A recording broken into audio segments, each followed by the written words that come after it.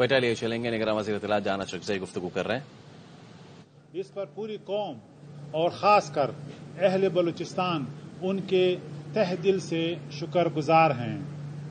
General Syed Asim Munir کے اس action سے بھارت کی دہشت گردی کا نیٹ ورک بے نقاب ہو گیا، بلکہ اسلام آباد میں گمشدہ بلوچوں کی نوٹنکی لگانے والے میر جعفر اور ان کے قبیل کے افراد بھی بری طرح بے نقاب ہو گئے ہیں.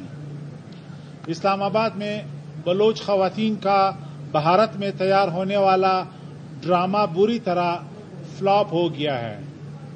ہم بار بار کہہ رہے تھے کہ مسنگ پرسنز کا مسئلہ حل ہو رہا ہے، لیکن مارنگ چند خود ساختہ دانشوروں کے ساتھ مل کر بلوچوں سے محبت کرنے والی پاکستانی عوام کو گمراہ کرنے کی کوشش میں خود بے نقاب ہو گئی ہیں. ان کے جھوٹ سے خود اس کی پریس کانفرنس سے پردہ اٹھ گیا جس میں اس کا دعویٰ تھا کہ ایران میں مرنے والے دہشت گردوں کے لواحقین اسلام آباد کے کیمپ میں موجود ہیں. جب علیحدگی پسند اور دہشت گرد تنظیموں کے افراد ایران میں بھارت سے ساز باز کر کے پاکستان کے خلاف سازشیں کر رہے تھے تو مارنگ ڈرامہ کر رہی تھی کہ یہ افراد مسنگ ہیں. کبھی مجھ پر اور کبھی نگران وزیر اعظم انوار الحق کاکڑ پر الزام لگاتی کہ ان افراد کو کچھ ہوا تو اس کی ذمہ داری میرے پر یا نگران وزیر اعظم پر ہوگی. اس کے سہولتکار بھی اپنی قومی اداروں اور فورسز کو بدنام کرنے میں پیش تھے. میں ان سے سوال کرنا چاہتا ہوں کہ کیا وہ لوگ بھی پاکستان دشمن قوتوں کے ہاتھوں میں کھیل رہے ہیں یا وہ گمراہی کا شکار تھے؟ تو خلوص دل سے قوم سے معافی مانگیں. پاکستان میں اور خاص طور پر بلوچستان میں دشمن قوتیں اندرونی خلفشار پیدا کرنے میں ناکامی کے بعد بیرونی مداخلت کی کوشش کر رہے تھے. اس بارے میں مسلسل قوم کو آگاہ کرتے رہے ہیں.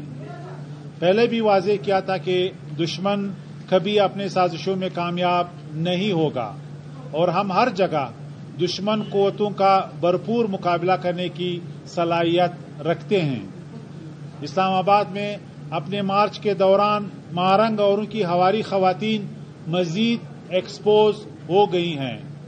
اسلام آباد میں بلوچستان کے عوام اور بلوچوں سے لازوال محبت دیکھنے میں آئی جس سے ان خواتین نے ایکسپلائٹ کرنے کی کوشش کی، لیکن ان کے بھارت نواز ایجنڈے نے ان کی حقیقت عوام کے سامنے کھول دی.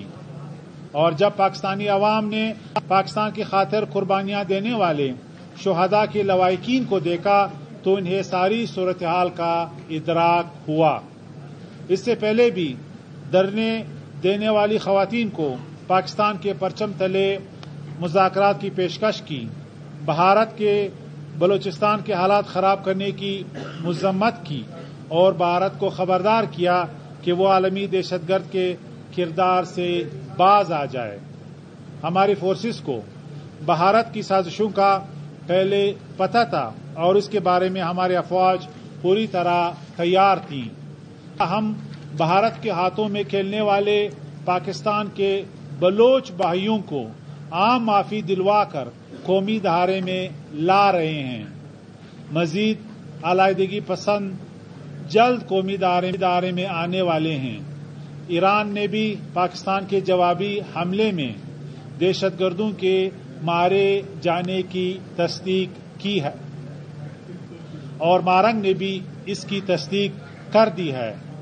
اسلام آباد میں ان کی سہولتکاری کرنے والے بدنام زمانہ دانشوروں نے بلوچستان میں دہشت گردوں کے لیے میدان سجانے کی کوشش کی اور اسی فرسن میں وہ آئینی اداروں کے اہم لوگوں کے خلاف اوٹ پٹانگ بیانات بھی دینے لگے.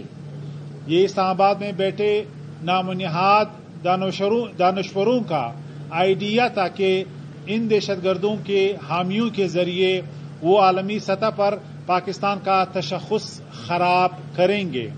ان میر جعفروں کو منہ کی کہانی پڑی، اب یہ دانشور حقائق جانے بغیر بلوچستان کے معاملات میں ٹانگ نہیں اڑائیں گے۔ پاکستان پر میزائل حملے کے بعد جس طرح ایک سیاسی جماعت نے ہماری فورسز کے خلاف پروپیگنڈا کر کے انہیں ڈی مورلائز کرنے کی کوشش کی اور ان کے ٹرولز نے سوشل میڈیا اور پر گند مچایا، یورپ اور امریکہ میں بیٹھے چند ڈالر خور بگوڑوں نے گٹھیا حرکتیں کی، وہ قابل مذمت ہے۔